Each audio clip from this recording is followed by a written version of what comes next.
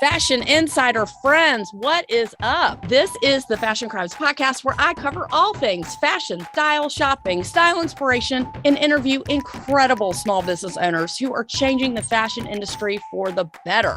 Yes, I'm the best friend you never knew you needed and the poster child for fashion over 40, and I mean way after 40. Say it with me, fashion and style are your friends, not your enemies. I'm Holly Cates, your favorite personal stylist, and let's keep it real, the only Holly you need to know. Turn it up, because I got a lot to say, and I am super stoked you're here.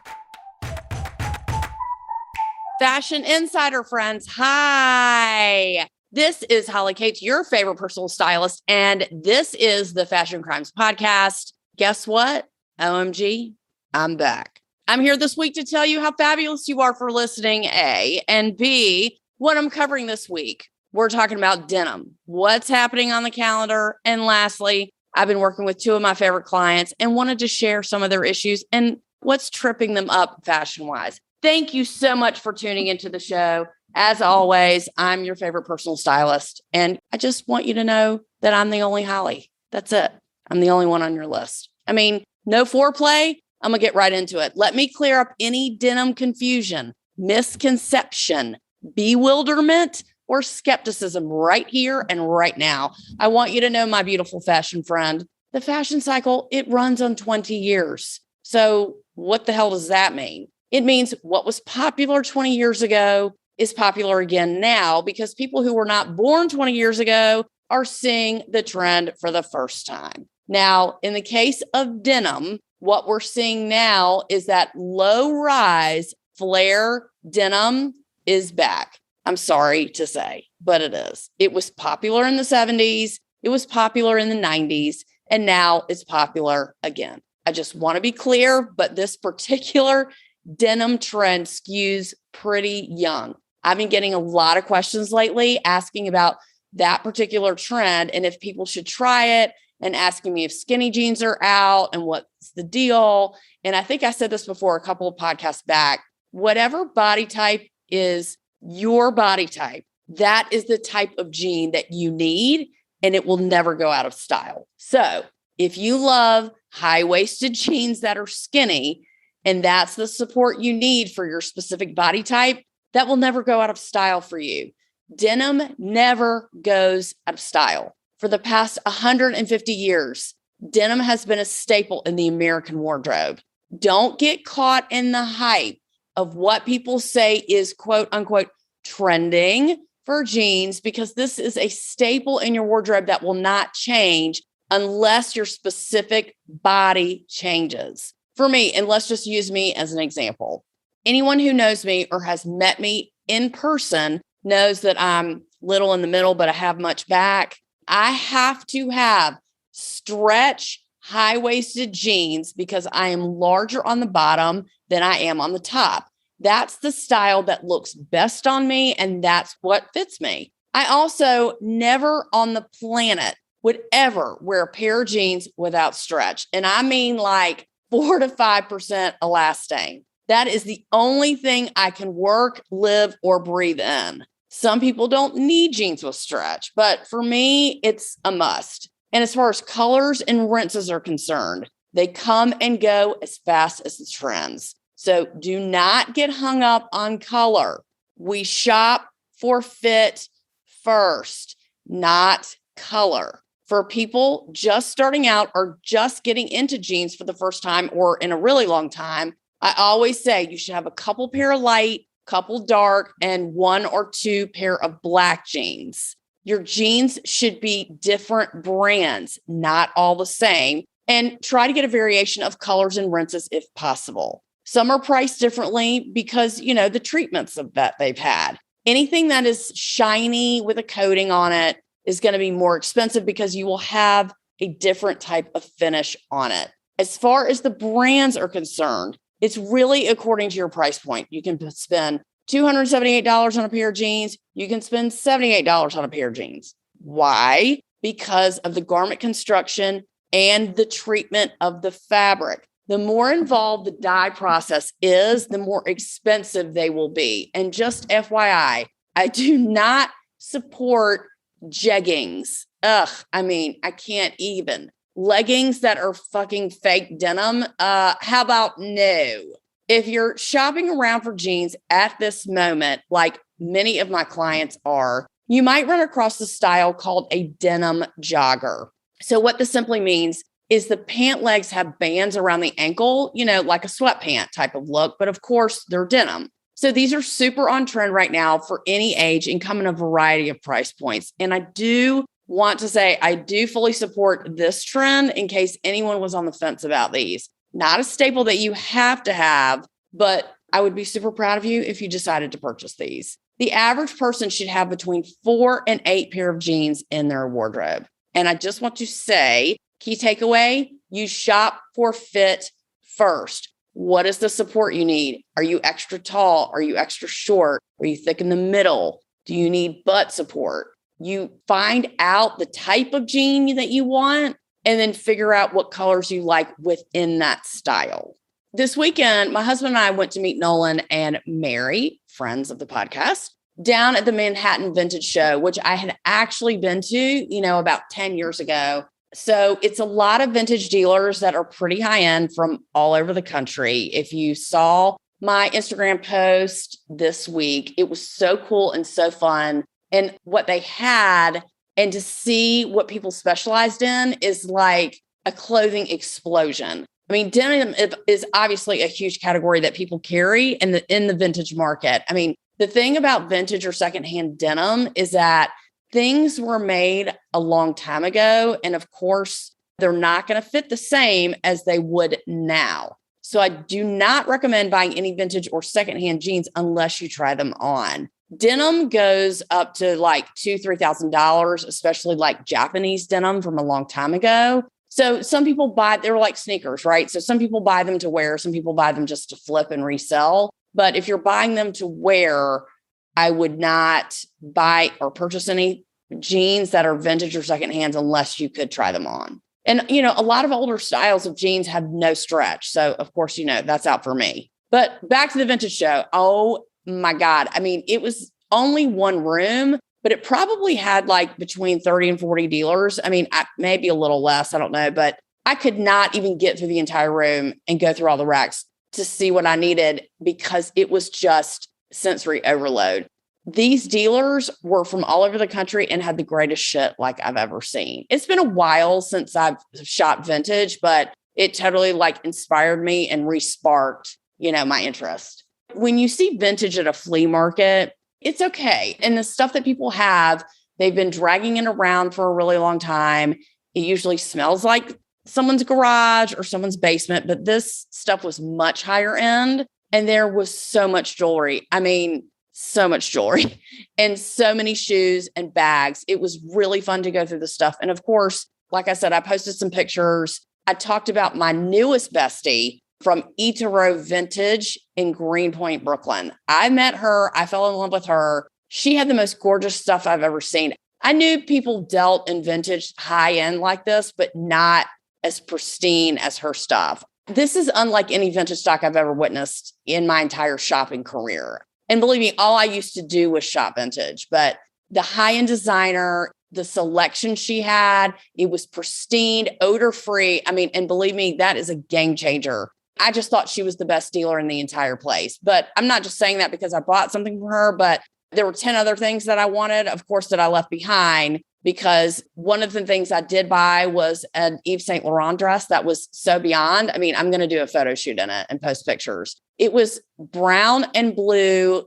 this geometric pattern chiffon, either late 80s or early 90s. I mean, I'm just so curious what type of life it had before me and who wore it and where it's been. I mean, that's to me, what's so exciting about vintage is that you're giving something that's been kept alive for so long a second chance to have another life with a new owner. I don't know. I just love that. You can see through the sleeves. It has a slip underneath, but it is a maxi dress with a ruffle and it is just next level. So please stay tuned for pictures on that.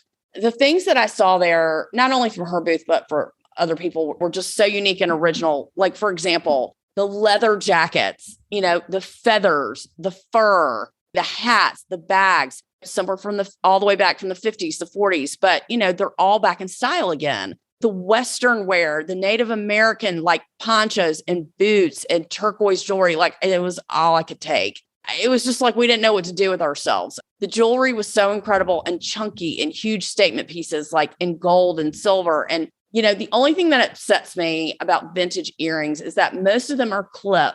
And I cannot stand clip earrings because they hurt me so bad, but some people love them. But most of the earrings from the 80s and earlier, most of them are clip. But anyway, it was enough jewelry to blow your mind. I mean, these people spend decades and decades collecting, sourcing, finding, and curating their collection to sell to clients and private dealers and collectors locally and internationally. One of the dealers told me that she's going to another vintage show in Miami in 2 weeks. And I mean, I'm sure that one's even bigger. And there's so many things I wanted to buy, but just ended up with my new Saint Laurent dress. And that's sad about it. And I just could not pass it up. I mean, with huge gold hoops and jewelry and a big chunky necklace, I mean, it's going to be a knockout. The whole point of that story is honestly what fashion should be for you. It should be fun. It should be exciting. It should be something that you have total control over and you can decide how you feel and how you want to look every single day, even if it is something different each day. I mean, of course, I didn't need to buy this dress. I mean, come on. Yeah, of course not. Anyone who knows me, I have so much shit,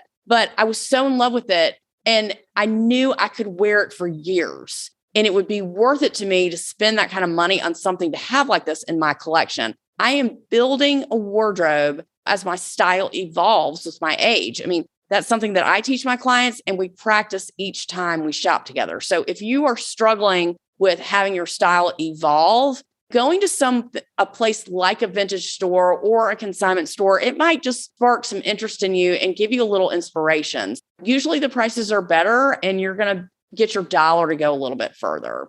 So speaking of clients, the 2 clients that I worked with this week virtually, they both had the same issue. And I just really wanted to talk about it on the podcast today with you in case you're having the same feelings. So I did a virtual board for one of my clients and she did the shopping on her own. And of course, I've been working with her for years. I led her through the process of what she should get and why with my board. And, she was just a little bit panicked about what she was purchasing and how she would wear the items and what she would wear it with.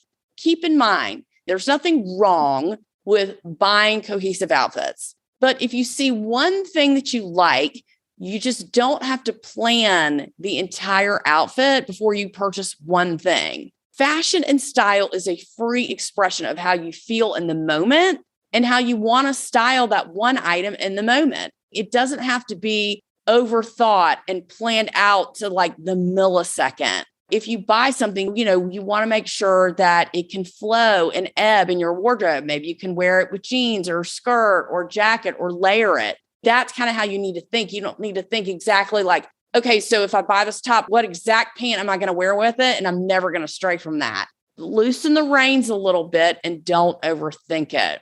People who are just getting into fashion or used to getting items or shopping for themselves, you can get really caught up with, what am I going to wear it with? How am I going to wear it? As this is a valid concern, I'm not downplaying that. I just want to remind you, it's just, don't trip on the details of coordinating every single thing down to the shoe. You need to buy stuff that feels organic and natural to you. And just know that you have the power to wear it as you see fit with a little bit of guidance from me. And if you wear it one way and you're like, I didn't love it, try it with something different. That's all I'm saying. You're not glued or stuck to one single item with one other thing. And that's all you can ever wear it with, right? Give yourself a little bit more credit. One of my besties, who's my client, she's got this gorgeous black shell tank top that's silk. And yeah, it was really expensive and I made her buy it. It was like in the $250 price range. But, she's going into the office and needed basics.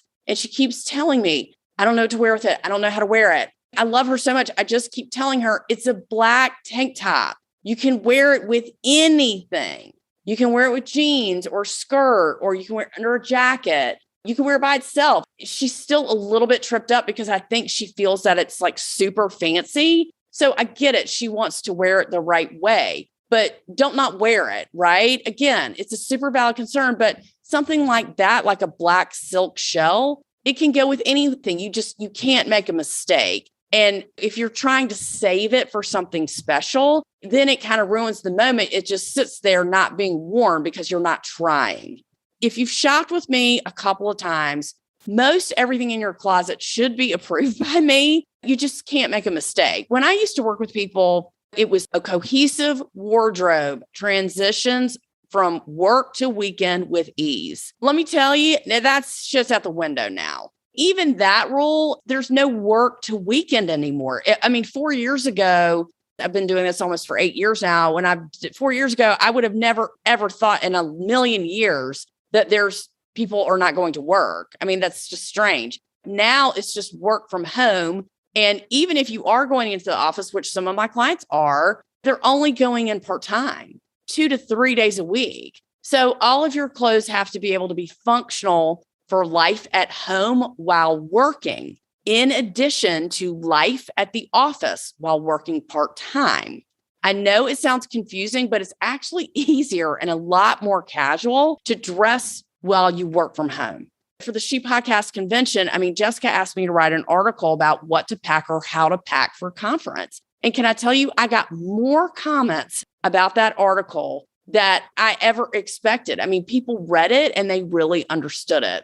They did have questions, but the biggest takeaway from that article, and I'll post a link to it, was that being seen back in public again can be extremely stressful. If you need to shop, you start with one category: jeans, tops, shoes. Maybe you need a new bag, whatever that is. Take baby steps from there. You start with what is least intimidating to you. You can look at pictures, go on department store websites. Find out what their top sellers are and just start there. Always remember, just because you're getting dressed doesn't mean you're so dressed up.